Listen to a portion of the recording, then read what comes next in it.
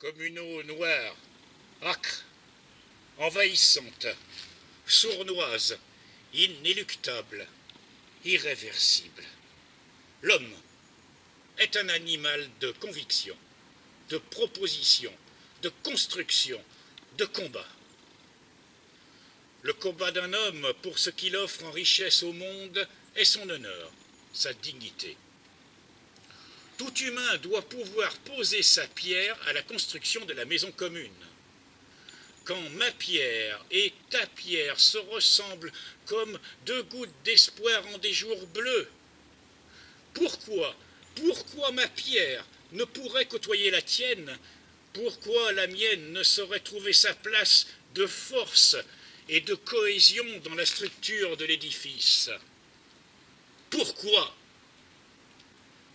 Quand rangée après rangée se haussent les murs jusqu'au vertige des nuées, quand la fête bat son plein de ceux qui ont déposé de leurs mains leur offrande de granit, quand le vin de la fraternité unit dans l'allégresse le peuple des maçons et des charpentiers, qu'est-ce que je deviens, moi, avec ma pierre reniée et que j'avais pourtant savamment et amoureusement taillée?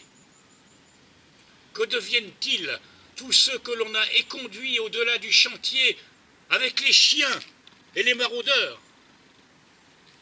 Quand 10 fois, 100 fois, 1000 fois, l'homme s'est heurté au refus des contremaîtres et de leurs sbires, quand 10 fois, 100 fois, 1000 fois, il s'est vu repoussé à l'embourbement des fossés d'indignité, l'homme, abasourdi de détresse et de désespoir, hagard, se tient longtemps debout, sous l'appui de rage, les bras ballants, le regard happé encore par la vision de cette construction qui se fait sans lui. Et tandis que les treuils élèvent au ciel de lourdes et géométriques pierres taillées jaunes ou roses, tandis qu'on les jointe de mortier clair et solidarise d'agrafes d'acier bleu, le petit homme sent monter en lui le fleuve noir des eaux croupies de la mort.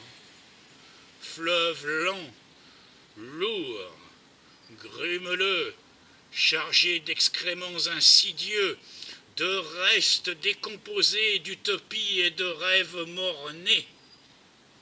L'eau noire, âcre, submerge jusqu'à l'asphyxie cet homme indésiré.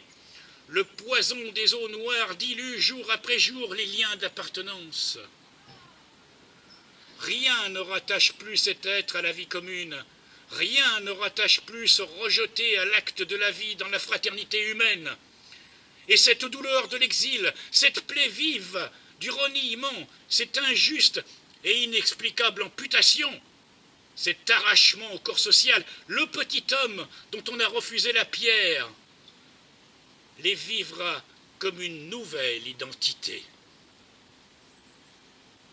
N'est plus homme parmi les hommes. Il est plaie ouverte à la face du monde, à la face de leur monde. Et c'en est bien fini pour lui du rire clair des enfants qui jouent, des regards malicieux qui tricotent à mailles multicolores des souvenirs indélébiles. C'en est bien fini des projets de maisons grand ouvertes au vent de soleil blond et d'amitié vagabonde. C'en est bien fini. Je suis la pierre refusée. Je suis la pierre qui n'a pas eu sa place dans le dessin des architectes. Je suis la pierre abandonnée vive à la boue du chemin, car l'homme et sa pierre ne font qu'un. Il n'est pas de pierre taillée sans les mains de l'homme, sans l'amour de l'homme. L'homme ne peut être pris sans son offrande de pierre ciselée, car l'homme et sa pierre ne font qu'un. Qui refuse la pierre de l'homme dénie à l'homme son humanité.